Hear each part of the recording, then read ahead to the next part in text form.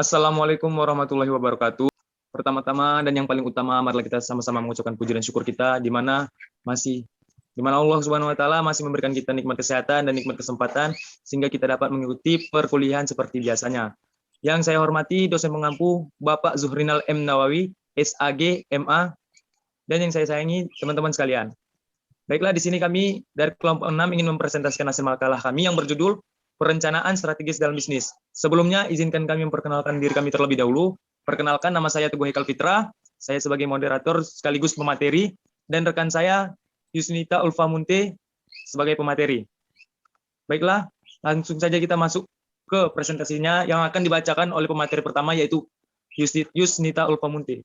Kepada Yusnita, saya persilakan dengan segala hormat.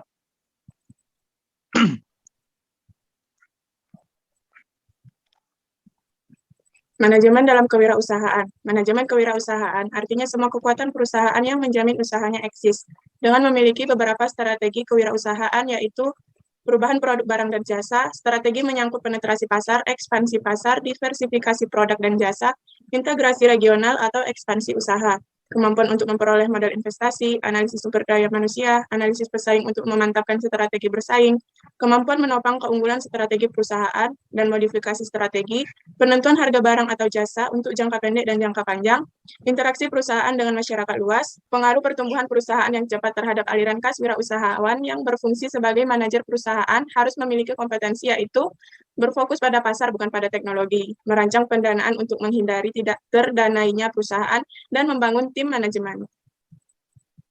Fungsi manajemen dalam kewirausahaan yaitu sebagai perencanaan. Perencanaan adalah memiliki tentang apa yang akan dikerjakan dengan sumber yang dimiliki untuk menentukan tujuan perusahaan secara keseluruhan dengan menggunakan cara terbaik. Manajer mengevaluasi rencana sebelum mengambil keputusan untuk menentukan apakah rencana sesuai dengan tujuan perusahaan. Sebagai pengorganisasian atau organizing. Dalam bahasa sederhana, pengorganisasian merupakan seluruh proses dalam mengelompokkan semua orang, alat, tugas, tanggung jawab, dan wewenang yang dimiliki sedemikian rupa hingga memunculkan kesatuan yang bisa digerakkan dalam mencapai tujuan. Pengorganisasian bisa dijalankan dengan menentukan tugas apa yang harus dikerjakan, siapa personil yang menjalankannya, bagaimana tugas dikelompokkan, siapa yang harus bertanggung jawab terhadap tugas tersebut. Di bawah ini adalah aktivitas-aktivitas yang ada dalam fungsi pengorganisasian, di antaranya mengalokasikan sumber daya, menyusun dan menetapkan tugas-tugas, serta menetapkan prosedur yang dibutuhkan, menetapkan struktur perusahaan yang menunjukkan adanya garis kewenangan serta tanggung jawab, aktivitas perekrutan, menyeleksi orang pelatihan, serta pengembangan tenaga kerja, aktivitas penempatan tenaga kerja dalam posisi yang pas dan paling tepat. Sebagai pengarahan, manajer hendaknya sering memberi masukan-masukan kepada anggota karena hal tersebut dapat menunjang prestasi kerja anggota. Dari definisi di atas terdapat suatu cara yang tepat untuk digunakan, yaitu melakukan orientasi tentang tugas yang akan dilakukan, memberikan petunjuk umum maupun khusus, mempengaruhi anggota, dan memotivasi. Salah satu alasan pentingnya pelaksanaan fungsi pengarahan adalah dengan cara memotivasi bawahan, yaitu motivasi secara implisit, yakni pimpinan organisasi berada di tengah-tengah para bawahannya, dengan demikian dapat memberikan bimbingan, instruksi, nasihat, dan koreksi jika diperlukan. Adanya upaya untuk mensinkronisasi tujuan organisasi dengan tujuan pribadi dari para anggota organisasi. Secara eksplisit, terlihat para pelaksana operasional organisasi dalam memberikan jasa-jasanya memerlukan beberapa perangsang atau insentif. Sarana manajemen. Yang pertama itu ada manusia atau orang-orang. Dalam manajemen, faktor manusia adalah yang paling menentukan. Manajemen timbul karena adanya orang yang bekerja sama untuk mencapai tujuan bersama.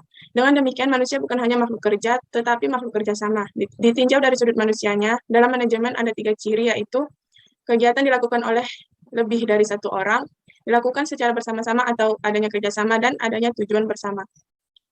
Yang kedua, uang. Uang merupakan alat tukar dan alat pengukur nilai. Besar kecilnya hasil kegiatan dapat diukur dari jumlah uang yang beredar dalam perusahaan. Hal ini akan berhubungan dengan berapa uang yang harus disediakan untuk membiayai gaji tenaga kerja, alat-alat yang dibutuhkan dan harus dibeli, serta berapa hasil yang akan dicapai dari suatu organisasi. Yang ketiga, material. Manusia yang ahli dalam bidangnya juga harus dapat menggunakan bahan atau material sebagai salah satu sarana, sebab materi dan manusia tidak dapat dipisahkan. Tanpa materi tidak akan tercapai hasil yang dikehendaki. Suatu pekerjaan sering macet dalam pelaksanaan kerjanya akibat tidak tersedianya bahan-bahan dan peralatan yang diperlukan dalam pelaksanaannya itu. Yang ketiga, mesin. Manusia dalam bekerja bisa lelah, sakit, atau lalai.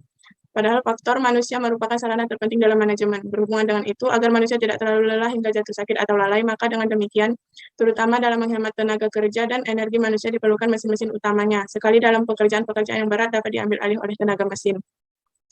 Yang keempat, pasar. Pemasaran dari barang-barang produksi sudah tentu sangat penting bagi kelangsungan proses produksi itu sendiri.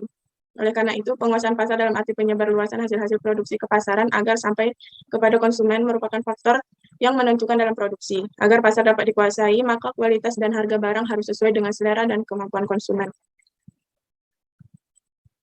Adapun barang produksi dari administrasi suatu negara yang terakhir adalah tercapainya tujuan negara, yaitu menurut Aristoteles dalam bukunya Politics adalah God Life, atau kehidupan yang baik, yakni yang pertama external security, atau keamanan dari luar, dua, internet order, atau ketertiban dalam negeri, yang ketiga, justice, atau keadilan, yang keempat, social welfare, atau kesejahteraan masyarakat, as freedom, atau kemerdekaan. Dan yang terakhir, metode atau tata kerja. Suatu tata kerja yang baik memperlancar jalannya pekerjaan. Tetapi walaupun tata kerja yang telah dirumuskan atau ditetapkan dengan baik, sedangkan orang yang diserahi tugas pelaksanaannya kurang baik. Oleh karena itu, penggunaan tata kerja tergantung pula pada orangnya.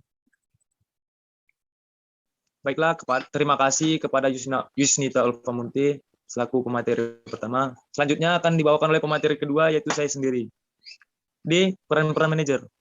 Peran-peran manajer terbagi dua, yaitu pertama, peran hubungan antar pribadi atau interpersonal role. Peran hubungan antar pribadi terbagi tiga, yaitu A. Peran sebagai tokoh atau figurehead, B. Peran sebagai pemimpin atau leader, C. Peran sebagai penghubung atau liaison. Dua, peran informasional atau informational role. Informational role terbagi empat, yaitu pertama, peran sebagai pengawas atau monitor, kedua, peran sebagai penyebar informasi, ketiga, peran sebagai juru bicara atau spokesperson, yang keempat, peran sebagai perunding atau negosiator. Hubungan antara perencanaan dengan fungsi manajemen. Satu, hubungan pengorganisasian dan penyusunan personalia. Pemahaman tentang pengorganisasian sebagai salah satu fungsi manajemen akan memberikan kejelasan bahwa proses pengaturan di dalam organisasi tidak akan selesai tanpa diikuti aktuasi yang berupa bimbingan kepada manusia. Yang kedua, hubungan perencanaan dan pengarahan. Perencanaan menentukan kombinasi yang paling baik dari faktor-faktor, kekuatan, sumber daya, dan hubungan yang diperlukan untuk mengarahkan dan memotivasi karyawan. Tiga, hubungan perencanaan dan pengawasan.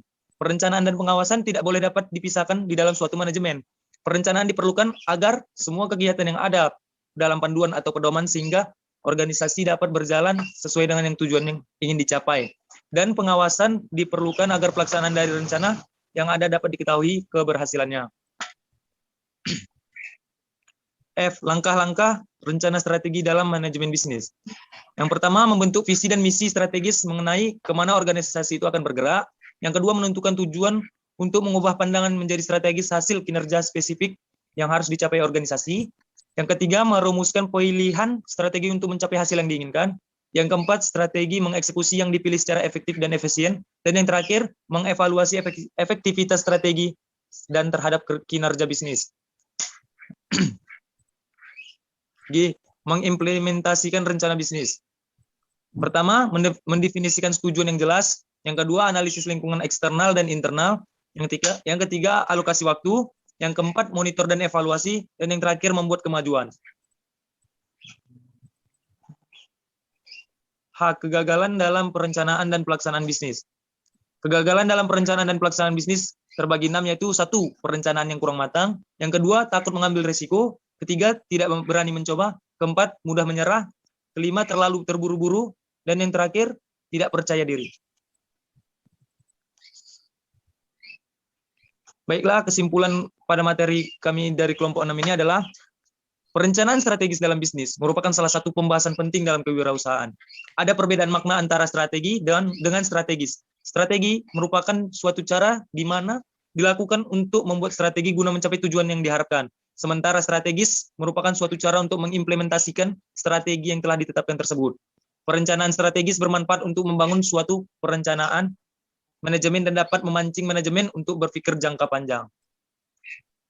Baiklah, sekian dari hasil presentasi kami. Lebih dan kurangnya Kami mohon maaf. Kami sudahi. Wabillahi taufiq wal hidayah. Assalamualaikum warahmatullahi wabarakatuh.